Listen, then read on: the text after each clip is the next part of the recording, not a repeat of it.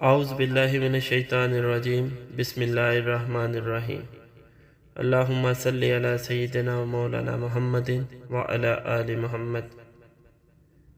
نہ عشق حسین نہ ذوق شہادت، غافل سمجھ بیٹھا ہے ماتم کو عبادت۔ ظلم کے آگے سر نہ جھکانا شہادت امام حسین رضی اللہ تعالیٰ عنہ کا سبق ہے۔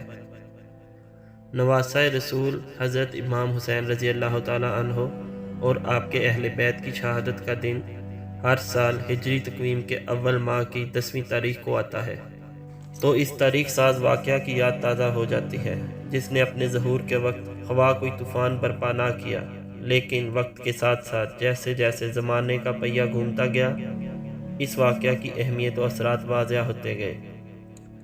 پاکستان جیسے ملک میں جہاں شہادت حسین کے فکری پہلوؤں کو اپنانے اور حسینی خصوصیات کو اس کے صحیح خدوخال میں سامنے رکھنے کی ضرورت تھی، اس ولولہ انگیز کارنامہ کے چاروں طرف جذباتی تقدس اور خرق عادت روایت کا ایسا حالہ بنا دیا گیا ہے جس میں شہادت حسین کا فکری پہلو یا با الفاظ دیگر قربانی کا مقصد نظروں سے اوجھل ہو گیا ہے۔ حالانکہ اس واقعہ سے بنی نوع انسان کو صبر و استقلال اور اثار و قربانی کا سبق ہی نہیں ملتا، بلکہ فکر و عمل اور حق و انصاف کی پاسداری کی تحریک بھی ہوتی ہے۔ شہادت امام حسین میں سب سے بڑا سبق یہ پوشیدہ ہے کہ ظلم کے آگے سر نہ جھکایا جائے اور انسان اپنی خودداری اور شرف کو ظالم کے قدموں میں روننے کے لیے نہ ڈال دے۔ اس کا مطلب یہ ہرگز نہیں کہ غیر ضروری طور پر اپنی جان کو ہلاکت میں ڈالا جائے اور خون ریزی سے تحفظ کی باعزت راہ ہو تو اسے تلاش نہ کیا جائے۔ قتل و غارت اور فتنہ فساد اور ظلم و تشدد اسلام میں انتہائی ناپسندیدہ عمل ہے۔ اسلام کا مطلب ہی امن اور سلامتی ہے۔ کرۂ ارض پر آباد تمام انسان یہاں تک کہ چرند پرند حیوان اور چیونٹیوں تک کو اسلام میں امان و پناہ ہے۔ ہرے بھرے درختوں کی حفاظت، ماحولیات کے رکھ رکھاؤ اور انسانوں پر عائد انسانوں کے حقوق کی ادائیگی کا حکم ہے۔ لیکن اگر ظالم کسی طرح نہ مانے اور اس کی سرکشی حد سے سوا ہو جائے تو پھر اسلام ظلم کے خلاف اٹھنے اور مقابلہ کرنے کی تعلیم دیتا ہے، کیونکہ اگر ایسا نہ کیا جائے تو حق مغلوب اور باطل غالب آ جائے گا۔ پیغمبر اسلام حضرت محمد صلی اللہ علیہ وآلہ وسلم کا اسوہ اسی جانب ہماری رہبری کرتا ہے، جسے نواسہ رسول نے اپنے لیے مشعل راہ بنایا۔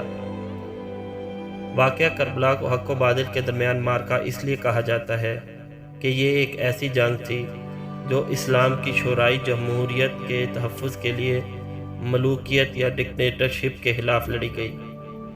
اس جمہوریت میں مسلمانوں کے خلیفہ یا امیر کا انتخاب عام لوگوں کے مشورے سے کیا جاتا ہے، جس کا جانشینی یا وراثت سے کوئی تعلق نہیں ہے۔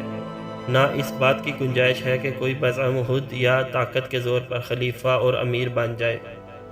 اس نظام نے آج سے 1400 برس پہلے سماجی اونچ نیچ اور ادنا و اعلیٰ کے امتیاز کو مٹا دیا تھا۔ جرم و سزا میں کسی کے ساتھ تفریق نہیں تھی، غلطی ہوا امیر کرے یا غریب سے سرزد ہو، شریعت کی نظر میں دونوں کی حیثیت مساوی ہے۔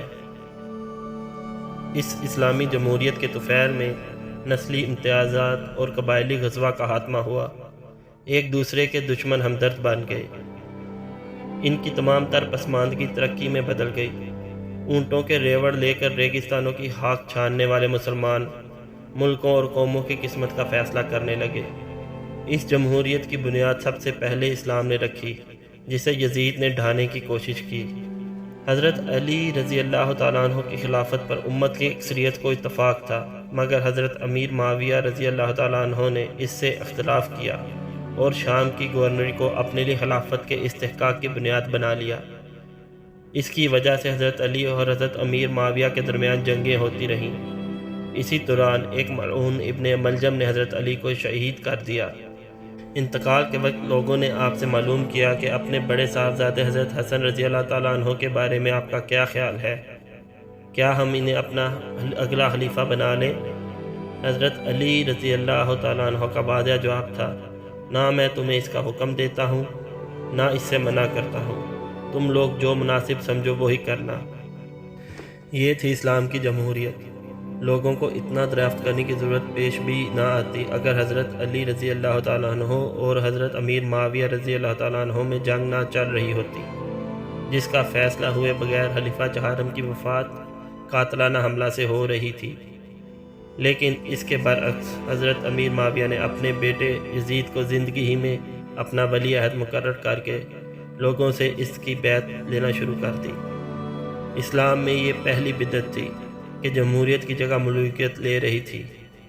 حضرت حسین نے بھی اپنے والد ماجد کی پیروی کرتے ہوئے خلافت کے واسطے کوئی دعویٰ پیش نہیں کیا، نہ یہ کہا کہ میرے والد خلیفہ تھے لہٰذا مجھے ان کا وارث سمجھا جائے، بلکہ ہوا یہ کہ کوفے کے لوگوں نے حضرت امام حسین رضی اللہ تعالیٰ عنہ کو بار بار یزید کی مطلق العنانی اور حدود اسلامی سے سرتابی کی طرف متوجہ کیا اور یہ بھی درخواست کی کہ آپ اپنے نانا کے دین کو بچانے اور ہماری مدد کرنے کو آئیں تو ہم آپ کو اپنا خلیفہ تسلیم کر لیں گے۔ لیکن کوفے کے قریب پہنچنے پر آپ کو یہ خبر ملی کہ اہل کوفہ کی رائے بدل گئی اور وہ اپنے وعدوں سے پھر گئے ہیں، تو ایک سچے جمہوریت پسند کی حیثیت سے آپ نے اس مہم سے کنارہ کشی اختیار کر لی۔ تب یزیدی لشکر نے آپ کو گھیر لیا اور میدان کربلا میں آپ نے محصور ہو جانا گوارا کیا، لیکن خود کو ایک غیر شرعی حکومت کے سپرد نہ کیا، بلکہ مصالحت کی نہایت موزوں اور عزت نفس کے حامل 3 شرطیں پیش کی۔ اول، میں مدینہ واپس چلا جاتا ہوں، یہ منظور نہیں تو میں جہاد میں حصہ لینے کے لیے سرحدوں کی طرف نکل جاتا ہوں، یہ بھی قبول نہیں تو میرا راستہ چھوڑ دو اور مجھے یزید کے پاس جانے دو تاکہ اس سے مل کر میں اپنا معاملہ خود طے کر لوں۔ مگر یزید کے لشکر نے مصالحت کی ان تینوں شرطوں کو نہ مانا تو نواس رسول اور آپ کے اہل خاندان نیز جان نثاروں نے بے سر و سامانی کی حالت میں اس طرح داد شجاعت دی جو ہمیشہ ظالموں کے مقابلہ میں مظلوموں کا حوصلہ بڑھاتی رہے گی۔ حضرت امام حسین یہ جانتے تھے کہ لشکر یزید سے مقابلہ نتیجہ کیا ہوگا، ایک طرف مٹھی پر نفوس اور دوسری طرف ہزاروں کا لشکر جرار جو خون بہانے اور جان لینے کو بیتاب تھا۔ حضرت امام حسین رضی اللہ تعالیٰ عنہ کی میدان کربلا میں صف آرائی در حقیقت اسلام کے مزاج میں تغیر و تبدیل کے خلاف ایک ایسی مزاحمت تھی جو رہتی دنیا تک حق و باطل کے امتیاز کو واضح کرتی رہے گی۔ آزادی ضمیر، آزادی فکر اور اختلاف رائے کا حق آج کے جمہوری دور کا ایک امتیاز ہے جس کو چھیننے والی حکومت کبھی جمہوری قرار نہیں دی جا سکتی۔ حضرت امام حسین رضی اللہ تعالیٰ عنہ نے بھی حکومت اور اقتدار کے مطالبہ بیعت کو ٹھکرا کر رہتی دنیا تک اپنے عمل و کردار سے یہ سبق دے دیا کہ جبر کی بنیاد پر کسی سے کوئی مطالبہ وفاداری باطل ہے، اور اس جبر و استبداد کا مقابلہ اس عزیمت کے ساتھ ہونا چاہیے کہ سر کٹ جائے مگر جھکے نہیں۔ واقعہ کربلا اقوام عالم کو یہ پیغام بھی دیتا ہے کہ جنگ و تشدد میں اپنی طرف سے پہل نہ کرو، کیونکہ حضرت امام حسین رضی اللہ تعالیٰ عنہ نے آخری وقت تک جنگ کو ٹالنے کی کوشش کی اور لشکر یزید کو پند و نصیحت فرماتے رہے۔ اسی طرح حسینی کارنامہ دنیا کے کچلے ہوئے عوام کا خون کھلا دینے اور مردہ ذہنیت میں حرارت و دلیری کی روح پھونک دینے کے لیے کافی ہے، جیسا کہ میدان کربلا کے خطاب میں آپ نے فرمایا، دیکھو لوگو، زندگی کی ذلت اور قتل ہو جانا دونوں ہی ناگوار عمل ہیں، کسی ایک کے انتخاب کے بغیر چارہ نہ ہو تو میں کہتا ہوں کہ بہتر یہی ہے موت کی طرف قدم بڑھا دیا جائے۔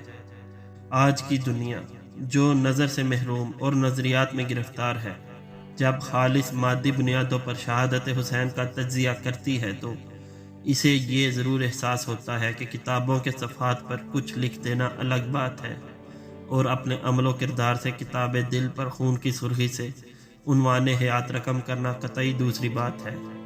یہی کارنامہ حضرت امام حسین رضی اللہ تعالیٰ عنہ نے سر انجام دیا ہے۔